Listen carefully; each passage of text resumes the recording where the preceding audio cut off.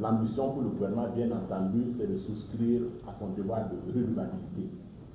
Et nous recevons aujourd'hui pour vous le ministre de la Sécurité, Mamoudou Sana, et le ministre porte-parole du gouvernement, Egwandé Gilbert Ouedraogo. Un seul point sera à l'ordre du jour de cette conférence de presse. Il s'agit d'une problématique sécuritaire en lien avec notamment le financement du terrorisme et la mise à disposition de moyens logistiques aux groupes armés terroristes et à la lutte terroriste d'une façon globale. Sans plus tarder, nous allons donner la parole à M. le ministre de la Sécurité pour sa déclaration liminaire. Monsieur le ministre, s'il vous plaît. Ok.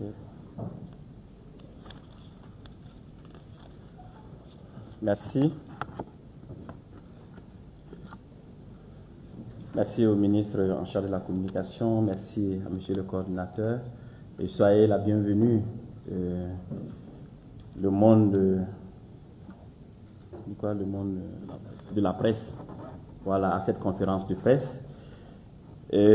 Donc, sans plus tarder, je m'en vais vous faire lecture de la déclaration liminaire relative aux activités d'espionnage d'une ONG au Burkina Faso que mes services ont pu démanteler. Depuis 2015, notre pays fait face à la menace terroriste. Inscrivant la lutte contre le terrorisme comme pilier prioritaire dans le plan d'action pour la stabilisation et le développement, le gouvernement, sous le leadership du camarade président du Faso, chef de l'État, le capitaine Ibrahim Traoré, a engagé une lutte farouche contre le financement du terrorisme sous toutes ses formes en cette année 2025. À cet effet, l'un des contrats d'objectifs phares 2025 du ministère de la Sécurité est de tarir les sources de financement et d'approvisionnement des terroristes par tous les moyens. Ainsi, outre les activités de combat sur le théâtre des opérations et les actions du département de la sécurité, l'une des missions vise aussi et surtout à l'assèchement des sources de financement du terrorisme. En témoignent les multiples actions de lutte contre le ravitaillement des terroristes en carburant, les actions de lutte contre les fraudes et trafics divers, ou encore le démantèlement des réseaux d'équipement et d'approvisionnement des terroristes, notamment en matériel roulant de type Aloba. À ce titre, depuis un certain temps, nos services suivent de près les activités d'une ONG dénommée International NGO Safety Organization, en abrégé INSO. Grâce à une franche collaboration citoyenne, nos services sont parvenus à comprendre que cette organisation non gouvernementale constituait un réseau d'espionnage au Burkina Faso. Sur les faits, l'ONG INSO, dont le siège est à La Haye, aux Pays-Bas, intervient dans notre pays depuis 2019 sous la convention d'établissement numéro 057-2019/MINFID/INSO. Conformément à la convention d'établissement au Burkina Faso, le domaine d'activité de l'ONG se résume à la formation des ONG humanitaires en matière de sécurité. Cependant, en violation de la législation en vigueur dans notre pays, cette ONG se livrait à une collecte systématique de tout type d'informations en lien avec les activités sécuritaires, politiques et administratives du pays. Ainsi, les investigations ont révélé que INSO, avec l'aide de certains de nos compatriotes, parvenait à recenser soigneusement les itinéraires, les mouvements et la composition des convois militaires et de ravitaillement des villes, censés tenus secrets dans l'intérêt de la défense nationale. Elle répertoriait systématiquement les moyens militaires déployés pour sécuriser un convoi donné, en collectant les informations sur le nombre d'éléments, de véhicules, d'armes lourdes, de motos, etc. INSO passait son temps aussi à collecter des informations sur les zones d'opération, les positions des unités, ainsi que les interventions des forces de défense et de sécurité et les volontaires pour la défense de la patrie sur le terrain. Elle parvenait même à prendre avec précision les coordonnées GPS des lieux d'accrochage des FDS avec les terroristes et les positions des incidents aux EI. Par la suite, l'ONG dénombrait le nombre de victimes après une attaque ou une opération de sécurisation. Dans ces actions illicites, INSO parvenait à s'informer sur les mouvements des terroristes dans certaines localités et sur les actes ignobles que les populations subissaient, puis dénombrait et photographiait également les victimes après le passage des terroristes dans ces localités. Dans son élan d'espionnage, INSO récoltait dans les villes des informations comme les accidents de la circulation routière, les décisions ou les problèmes de fonctionnement des délégations spéciales et les activités des services de sécurité. Ne se limitant pas au Burkina Faso, INSO utilisait ces réseaux pour collecter, à partir de notre pays, les mêmes types d'informations sur le Mali. Ce comportement suspect de INSO soulève plusieurs questions, à savoir: pourquoi collecter systématiquement toutes les informations en lien avec le milieu sécuritaire? Que font-ils de ces informations? À qui envoient-ils ces informations? Où sont stockées toutes ces informations? Comment sont exploitées de telles informations? Que deviennent ces informations après exploitation? Quel objectif réel cache une telle collecte? À qui sont destinées ces informations? Selon l'explication du directeur pays de INSO et son adjointe respectivement, un Français et une Française d'origine sénégalaise, ces informations collectées serviraient à renseigner d'une part des ONG humanitaires sur le territoire burkinabé, mais également à rédiger des rapports au profit de leurs partenaires financiers. Le directeur pays de INSO Burkina, le sieur Jean-Christophe Émile Pégon, a d'ailleurs bien reconnu lors de son interrogatoire avoir orienté son personnel à collecter des informations à caractère sensible, notamment sur les incidents sécuritaires suivis des coordonnées GPS, des lieux touchés, les positions et les déplacements des convois de ravitaillement en violation de leur convention d'établissement avec l'État burkinabé. Au sujet de l'usage final d'une telle collecte systématique d'informations sensibles, aucune réponse claire n'a été donnée par les services, car, disent-ils, c'est la feuille de route que l'ONG leur a donnée et qu'ils essaient d'accomplir au mieux. Ils prétendent ne pas savoir ce qui advienne de ces données qui sont centralisées dans une base de données à l'étranger. Comme expliqué plus haut, INSO, pour accomplir sa tâche, a recruté des nationaux aux différents profils comme des conseillers. Parmi ces agents figurent des anciens FDS. Leur rôle est de centraliser les données par zone et de les analyser en donnant à la fois une interprétation sécuritaire, mais également une interprétation politique. Un deuxième rideau d'argent terrain qualifié est chargé d'organiser la collecte des informations sur le terrain. Enfin, ils ont mis en place un troisième rideau constitué de personnes qu'ils choisissent soigneusement en fonction de leur position stratégique ou de leurs activités, leur facilitant l'accès à l'information.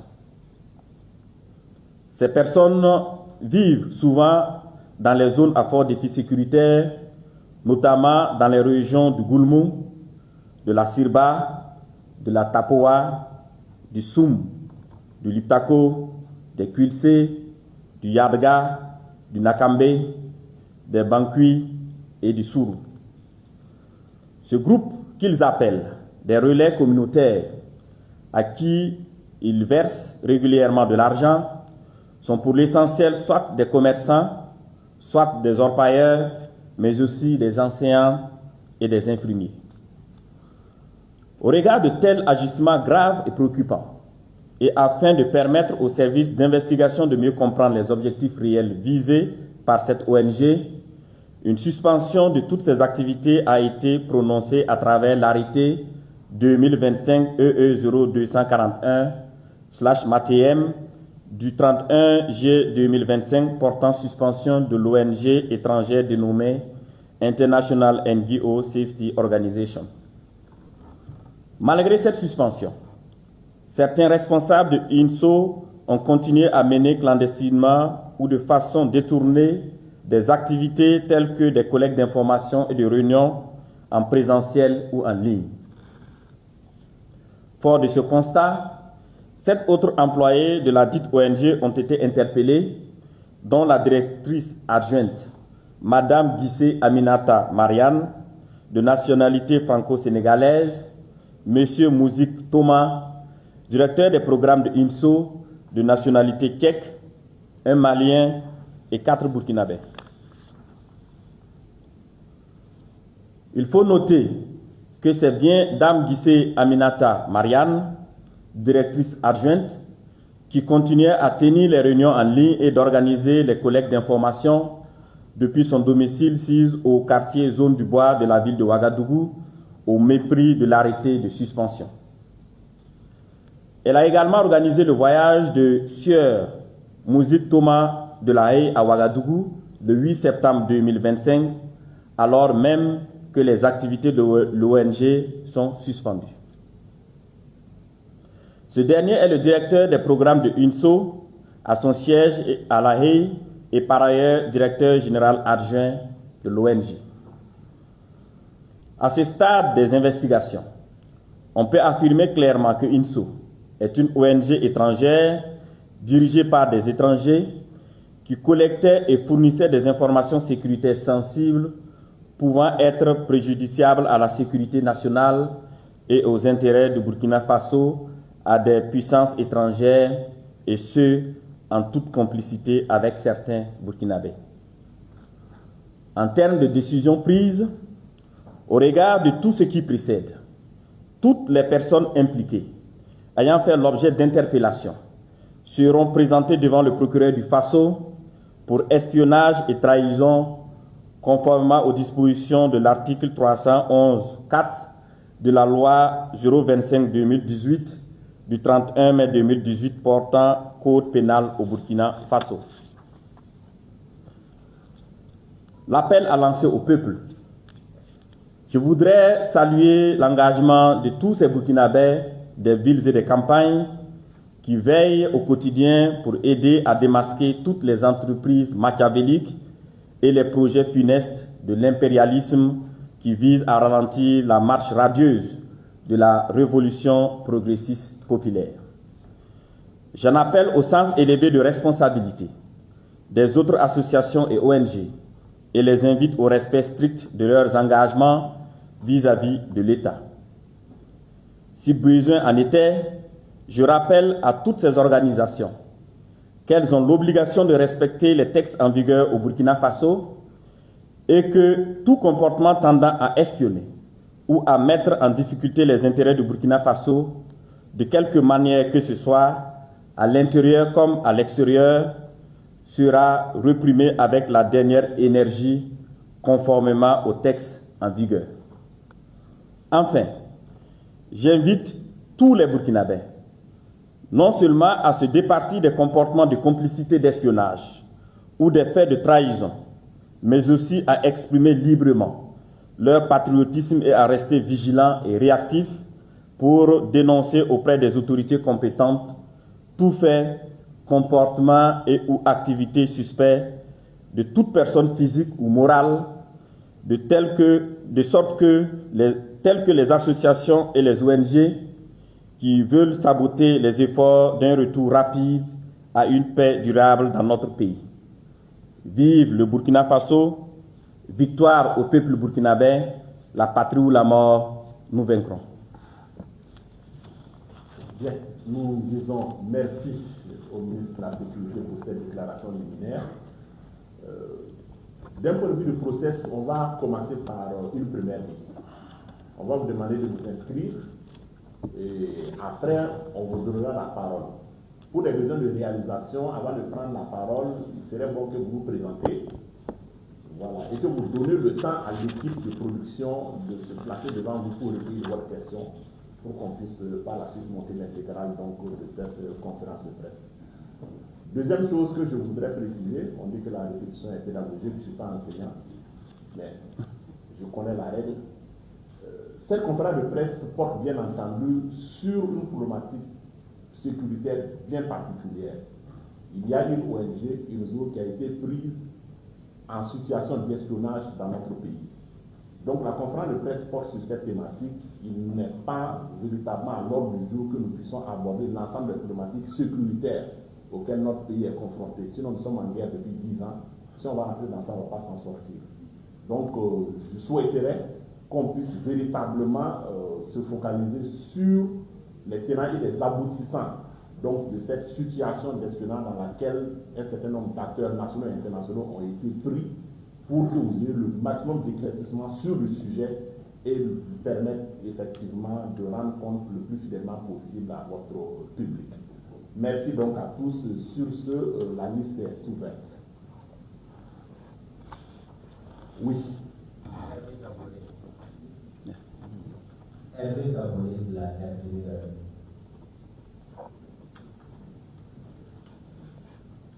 D'accord. À gauche toujours, à ma gauche toujours. Oui, il y a un doigt.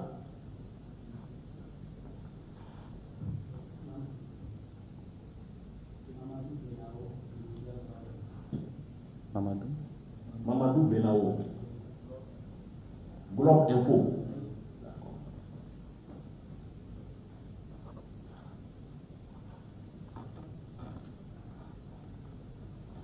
Ensuite, y a-t-il à gauche toujours?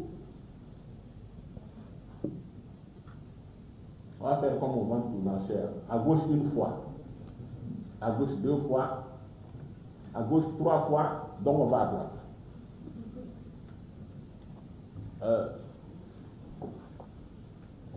À droite, ceux qui sont au fond, je ne vous vois pas en raison des caméramans qui sont là, mais vous pouvez directement appuyer le micro et puis prendre la parole s'il y a une question.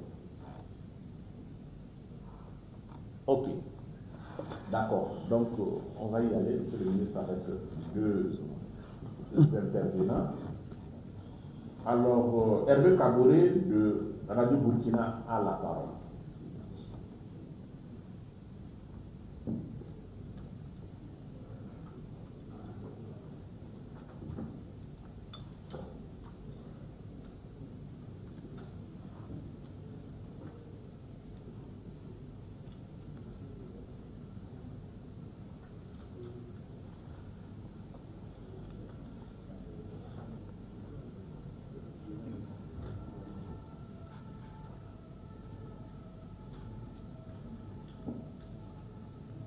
Merci les membres du gouvernement pour les informations qui nous sont portées ce soir.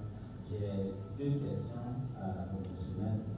D'abord, la première, c'est dans quelles conditions l'ONG recrutait ses agents et quelles pourraient être les rétributions payées à ces agents pour le travail de la sécurité humaine.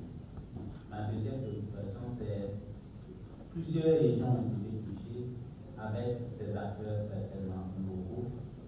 Alors, quel est le sort qui a été réservé à ces agents qui ont collaboré avec l'ONG? Est-ce qu'il a été établi qu'ils agissaient d'ignorance?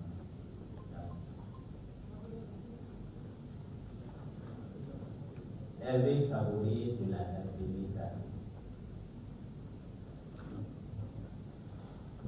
Ok. Mahamadou Benao, de Globe Info, à la parole.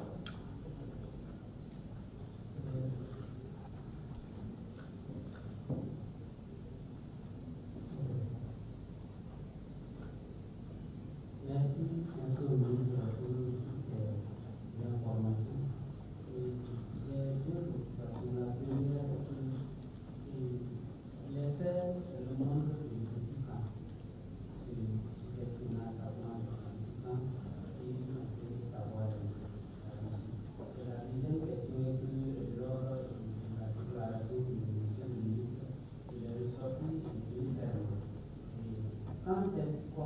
qualifier une activité d'espionnage ou de cybersion? Merci. Mamadou Pénaro, média Global.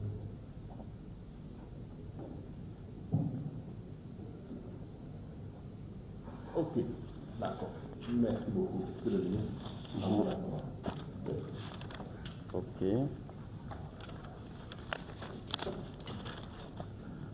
Alors, je pense qu'il y a eu 2 interventions.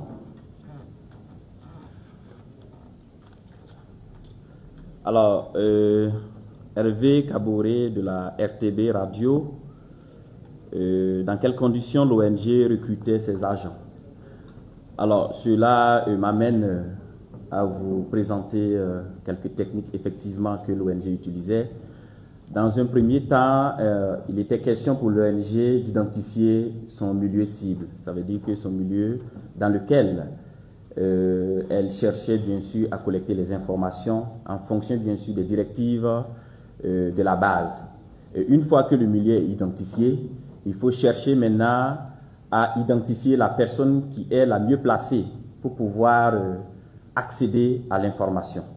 Tout part bien sûr de l'orientation donnée depuis la base de l'ONG au niveau de la Haye.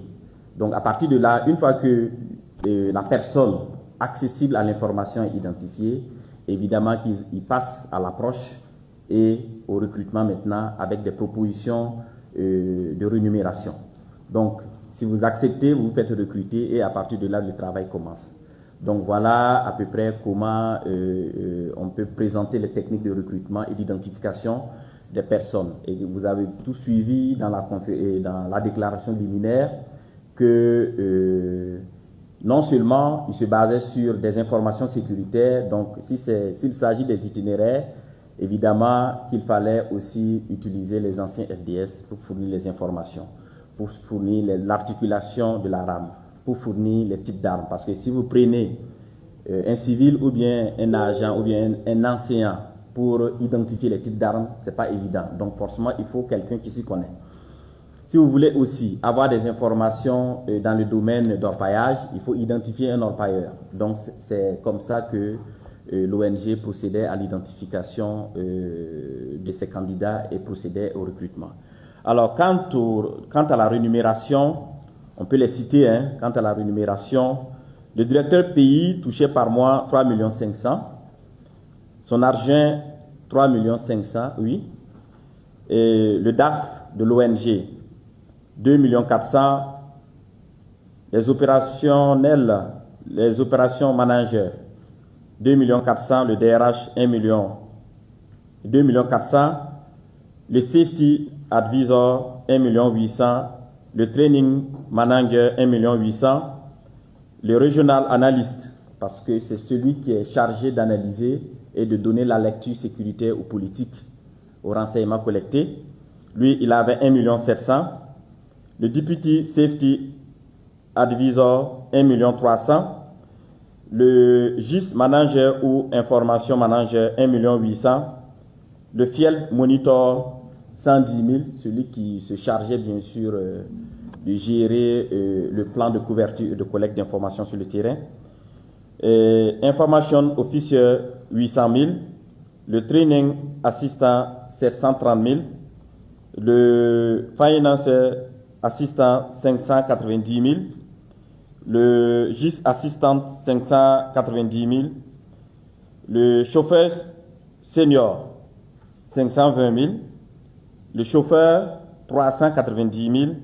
Le vigile, 210 000. Et la cuisinière ménagère, 390 000. Le personnel d'entretien, 210 000. Alors, je tenais réellement à donner toutes ces rétributions pour que vous compreniez toute la caillotte qui est mise en place pour pouvoir faire ce travail. C'est de grosses sommes.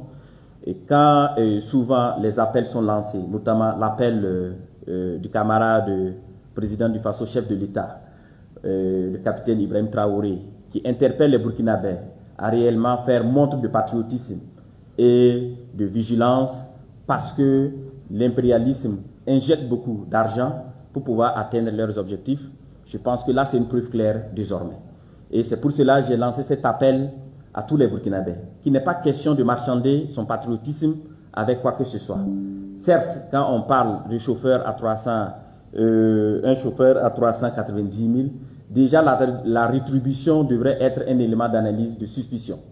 Parce que nous tous, nous avons une idée claire de la rémunération mensuelle d'un chauffeur au Burkina Faso. Et quand vous êtes approché par une ONG qui vous propose 390 000 par mois, il va de soi que réellement votre patriotisme prenne le dessus pour que vous compreniez que ce n'est pas un chauffeur juste pour être un chauffeur naturel. Donc je tenais à donner ces détails également pour que vous ayez une idée de toute la caillon, de tout le budget utilisé dans cette ONG. Alors, le sort réservé à l'ONG. Tout à l'heure, j'ai cité le cas de certains Burkinabés qui ont été aussi interpellés. Donc, en la matière, ils seront tous présentés devant le procureur du Faso pour une suite judiciaire. Voilà, pour des faits de trahison. Donc, cela est clair. Et si toutefois les investigations se poursuivent et que d'autres Burkinabés se rendent coupables, bien sûr, de complicité ou de trahison, évidemment que ce serait aussi le même sort qui serait réservé à tous ces Burkinabés. Alors, le monsieur Mamadou Benao de Globe Info, alors depuis quand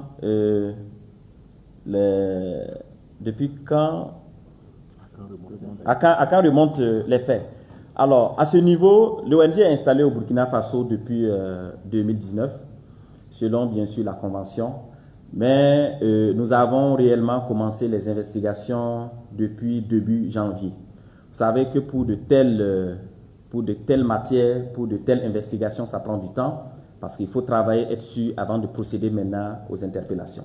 Donc, les services ont beaucoup travaillé sur une longue durée et nous avons pu avoir toutes les informations. Donc, si nous remontons les faits, on ne peut dire que c'est à partir de leur installation au Burkina Faso. Mais je tiens aussi à souligner que la collecte du renseignement est liée bien sûr au contexte et aux directives de la base. Si toutefois la base donne des instructions, donne des orientations de mener des investigations, de faire des collectes dans le domaine financier, évidemment qu'ils vont réorienter leur radar dans le domaine financier. Mais pour tout ce qui est lié à la question sécuritaire, nous pouvons dire que c'est depuis leur création. Parce qu'en 2019, nous étions déjà dans un contexte de terrorisme et ils se sont installés et nous savons que c'est lié à cela. Donc voilà ce que je peux apporter comme réponse à cette question. Alors sur la qualification d'espionnage ou de trahison, je pense qu'à ce niveau aussi, les dispositions de la loi 025-2018 portant cours pénal est claire. Et dans ma déclaration liminaire, j'ai cité les dispositions 311 et suivants du code. Quand vous partez à ce niveau, vous allez voir que le législateur a cité expressément tout ce qui est fait de trahison ou d'espionnage. Ici, si on veut donner quelques exemples, voilà. Quiconque entretient des intelligences avec une puissance étrangère à des fins d'hostilité, c'est de l'espionnage. Ça veut dire que si vous êtes approché et que vous facilitez la collecte de renseignements, vous facilitez la collecte d'informations au profit d'une puissance étrangère à des fins d'hostilité, c'est de l'espionnage. Alors la différence ici entre l'espionnage et la trahison, on parle d'espionnage pour les étrangers.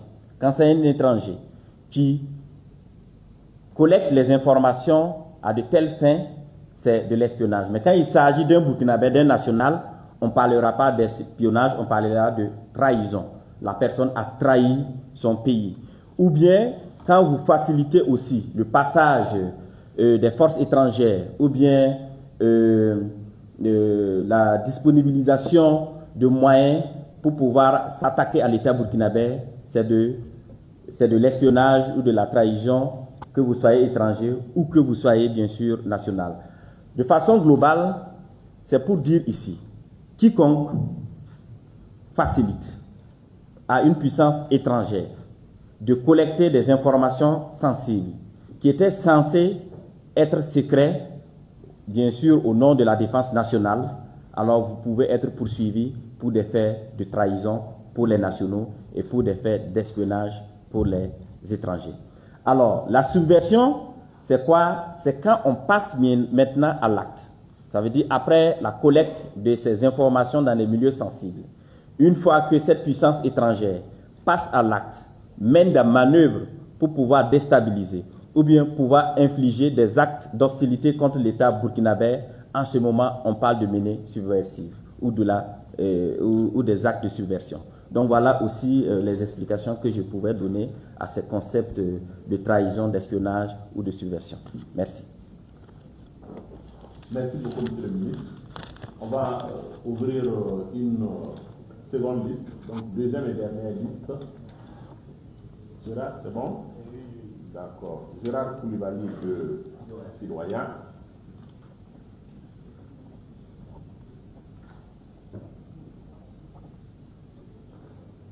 Ensuite, toujours à ma gauche, Sonia Moti de la RTD.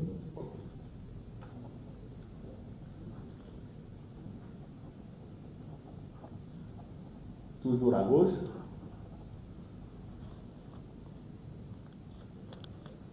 à droite maintenant.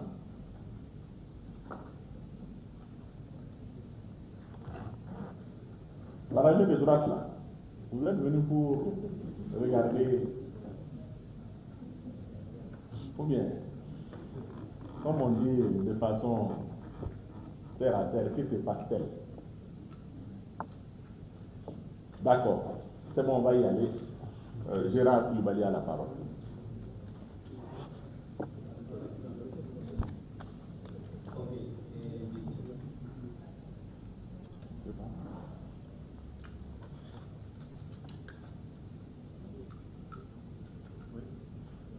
C'est bon? Ok. Monsieur Gérard Koulibaly de Citoyen. J'ai quelques préoccupations dans la déclaration du ministre. J'ai pu comprendre que ces activités d'espionnage de l'ONG ont aussi bien touché le Burkina que le Mali. Est-ce que dans ce dossier judiciaire qui s'ouvre, les autorités burkinabées ont pris attache avec celles maliennes afin de traiter le dossier en profondeur? Et deuxièmement, j'aimerais savoir, est-ce que le gouvernement burkinabé a pu mettre la main sur certaines données, des données stockées, des données collectées par l'ONG et stockées sur un support quelconque? Troisièmement, alors, est-ce que vous pensez qu'avec cette prise, on va dire ça comme ça, le gouvernement a pu infliger quand même un coup dur aux activités terroristes dans la zone aérienne?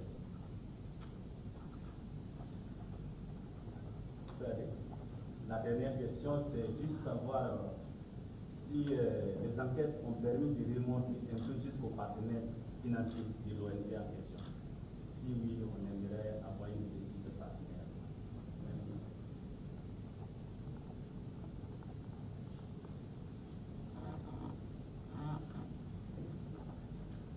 Ok.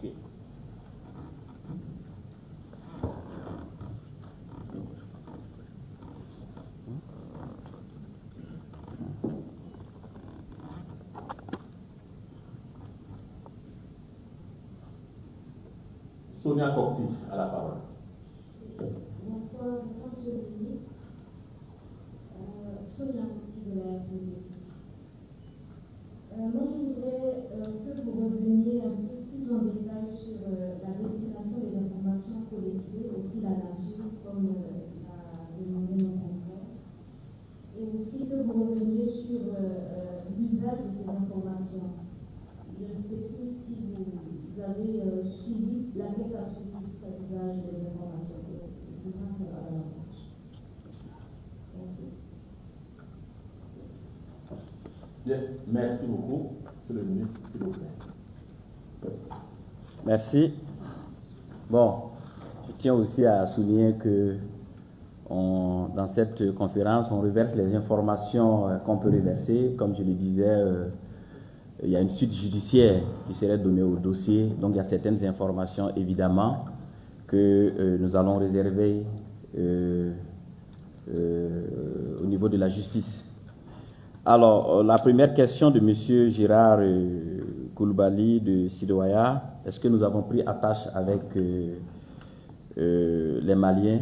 Alors, comme je le citais tout à l'heure, évidemment qu'il y a une franche collaboration, comme vous le savez, c'est l'AUS, mais la collecte se faisait déjà à partir du Burkina. Donc, c'est un Malien qui avait été recruté et évidemment, ayant cette connaissance terrain, il pouvait aussi passer par des canaux, le même recrutement effectué au Burkina Faso pour pouvoir avoir les informations au niveau du Mali. En tout état de cause, il y a déjà une bonne collaboration au niveau judiciaire et si au niveau de la justice, l'ambition c'est de pouvoir collaborer pour pouvoir mieux cerner également ce dossier, ils peuvent le faire. Mais à notre niveau, les services ont déjà bien collaboré et c'est ce qui nous a permis aussi d'avoir des données collectées sur le territoire malien. Est-ce que les services ont pu récupérer les données? Évidemment que oui. Voilà, quand je parle d'intervention d'investigation, c'est que nous avons pu obtenir des informations et des preuves irréfutables et c'est pour cela que nous animons cette conférence de presse.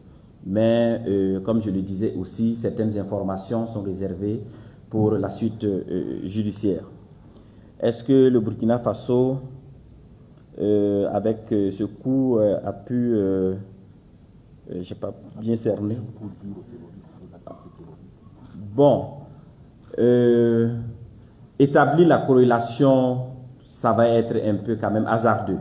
Mais tout ce que je puisse dire, c'est que toute collecte hostile, que nous arrivons à mettre fin, évidemment que nous arrivons à s'attaquer à une menace. Parce que c'est des informations sensibles, c'est des informations qui sont censées être gardées secrètes. Et une fois qu'un individu se met à collecter ces informations, et sur les itinéraires, et sur les jours des opérations, et sur les coordonnées GPS des attaques, et sur les données des difficultés ou des problèmes constatés au niveau des délégations spéciales, il va de soi que ce n'est pas pour venir accompagner le Burkina Faso à atteindre ses objectifs. C'est à d'autres fins et évidemment c'est à des fins hostiles. Donc arriver à démanteler ces réseaux, c'est apporter un coup aussi à toutes les menaces qui sévissent au Burkina Faso, dont le terrorisme. Mais je ne peux pas établir la corrélation directe entre ce qui a été fait et le terrorisme, mais nous savons tous que la collecte de ces informations, cet espionnage ou cette trahison par les Burkinabés était à des fins hostiles que nous avons pu mettre fin à cette manœuvre. Alors, j'ai aussi cité dans la déclaration liminaire que les partenaires financiers de cette ONG étaient destinataires des informations. Celui qui paye reçoit les informations. Parce qu'on ne paye pas parce qu'on aime le Burkina, on ne paye pas parce qu'on aime l'ONG, on reverse bien sûr des fonds à l'ONG parce que nous avons des objectifs à atteindre, parce qu'on donne des orientations. Et c'est pour cela, bien sûr, que ces partenaires financiers devraient être destinataires de ces informations. Donc, au niveau des partenaires financiers, tout ce qui est partenaires financiers liés à cette ONG ont été identifiés et reversés au niveau de la justice. Parce qu'il y a des poursuites judiciaires qui seront entamées tout à l'heure et évidemment dans les investigations avec les éléments de preuve que nous avons pu apporter, s'il faut aussi entreprendre des actions contre ces partenaires financiers, ça serait fait à ce niveau-là. Est-ce que du même coup je ne réponds pas à la question de Madame Copti, la destination des informations et l'usage de ces informations? Alors, tout à l'heure, dans mes explications, j'ai donné la définition des concepts d'espionnage et de subversion. Sachez que toute collecte hostile, bien sûr, on ne le collecte pas parce qu'on a envie juste de collecter. On a un objectif à atteindre. Et quand on collecte des informations dans ces domaines hautement sensibles, c'est pour des manœuvres futures. Et ces informations à destination de ces partenaires de cette ONG visaient aussi à entreprendre autre chose pour pouvoir atteindre bien sûr la sûreté de l'État burkinabé.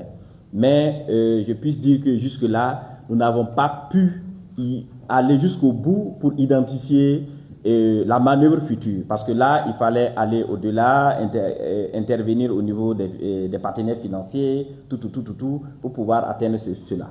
Donc c'est pour cela, au niveau judiciaire, nous allons toujours poursuivre la collaboration pour pouvoir aussi savoir. Mais c'est chose difficile. L'essentiel pour nous, c'était de mettre fin à cette collecte, de dénoncer ces manœuvres et d'interpeller tous ces partenaires-là que désormais le peuple burkinabé est éveillé et qu'aucune manœuvre ne peut être possible à partir bien sûr des activités de ces ONG. Voilà de façon résumée les différentes informations que je pouvais aussi apporter aux différentes interventions. Peut-être le dernier point aussi que je tiens à souligner, parce que la dernière fois j'ai vu une sortie d'un ministre porte-parole du gouvernement, soit-il d'un pays voisin, qui confondait l'activité militaire et l'activité de subversion ou d'espionnage. Je tiens à souligner ici qu'il y a une différence claire entre une activité militaire et puis une activité d'espionnage. Certes, une activité militaire peut aboutir à une activité d'espionnage, mais toute activité d'espionnage n'est pas une activité militaire. Voilà. Donc, je veux dire ici par là que l'espionnage peut être fait par des civils. Tout dépendra du milieu cible, identifié bien sûr par celui qui a commandité l'action. Donc, je profite aussi pour donner ce cours à ce ministre et pour le rappeler aussi que quand on ne maîtrise pas un domaine, je pense que ce qui sied, c'est le silence. Merci.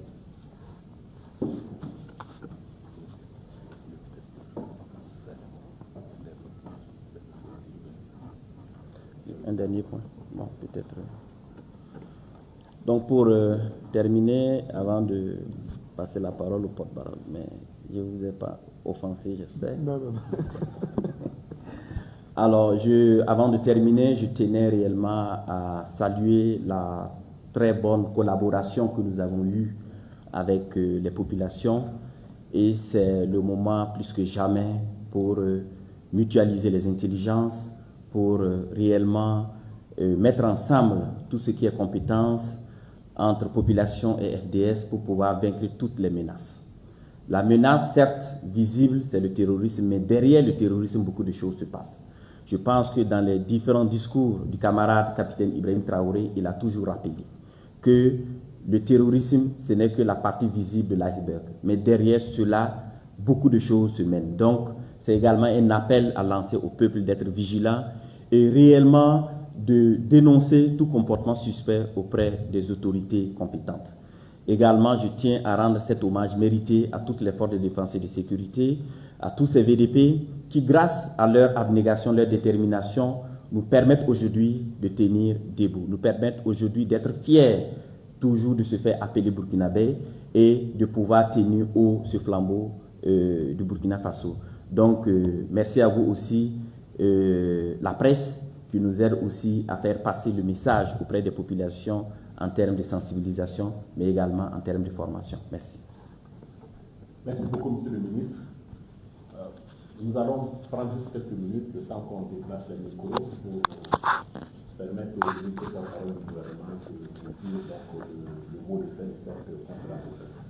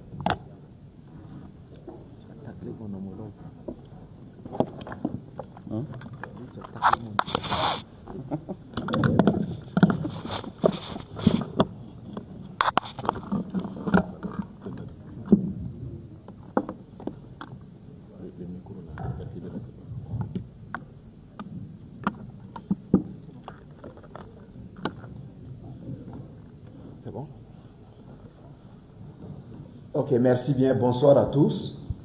Alors, je voudrais, à la suite du ministre en charge de la sécurité, revenir sur quelques aspects. Le premier point, c'est la constance que nous notons sur les activités suspectes, subversives et d'espionnage de cette ONG. Quand vous regardez déjà la matière, vous vous rendez compte que ce n'est pas une activité ordinaire. Du reste, l'État burkinabé a des départements au niveau des ministères, mais aussi des institutions habilitées à prendre ces données ou la collecte de ces données en charge. Quand une ONG s'installe dans un pays et s'intéresse particulièrement au mouvement des troupes sur le terrain, s'intéresse aux incidents, collecte des données avec des relevés GPS, fait des décomptes sur les victimes et ne reverse pas ces données à l'État burkinabé, qui est le seul garant et qui assume ce rôle régalien de collecte, vous comprenez tout de suite qu'il y a quelque chose de très suspect dans les activités de l'ONG. Ensuite, le ministre a parlé de la rémunération. Ça, c'est la rémunération qui est servie au personnel de l'ONG.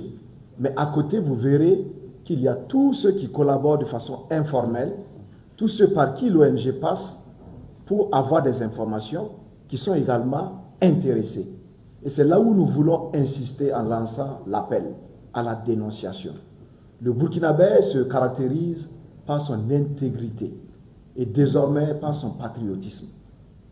Il n'est pas question de monnayer quoi que ce soit contre son intégrité ni son patriotisme. Alors donc je voudrais lancer un appel fort à l'endroit de tous les Burkinabés et leur dire: tout ce qui brille n'est pas or. Tout ce qu'on vous propose comme avantage, comme rémunération, réfléchissez par deux fois, parce que personne n'a de l'argent à distribuer. Et comme le ministre l'a indiqué, celui qui finance, c'est contre quelque chose nécessairement.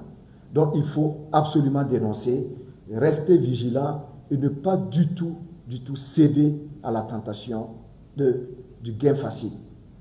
Alors je voudrais également indiquer, parlant donc de la dénonciation, dit qu'il existe le Centre national d'appel, dont je voudrais rappeler les numéros, pour que tout Burkinabé, partout où il se trouve, quand il a connaissance d'une activité suspecte, que vous puissiez appeler pour informer, pour dénoncer et permettre aux autorités compétentes de prendre le dossier en charge. Le Centre national d'appel fonctionne 24 heures sur 24 et 7 jours sur 7. Il y a un numéro court, c'est le 199. Il y a également des numéros WhatsApp qui vous permettent tout de suite, de façon instantanée, de dénoncer et d'avoir un retour. C'est le 71 20 33 33. 71 20 33 33. Il y a également le 68 24 44 44. 68 24 44 44. Et je voudrais reprendre cela en moré pour que cela puisse effectivement être compris par la plupart de nos concitoyens, en tout cas ceux qui parlent le moré, et on aura l'occasion aussi de le reprendre dans les autres langues officielles, les autres langues nationales. Donc, datu wiligame, nimbu da fa, tid bange, ti zabre ning pukton son berunawa, ya zabre son kenyega.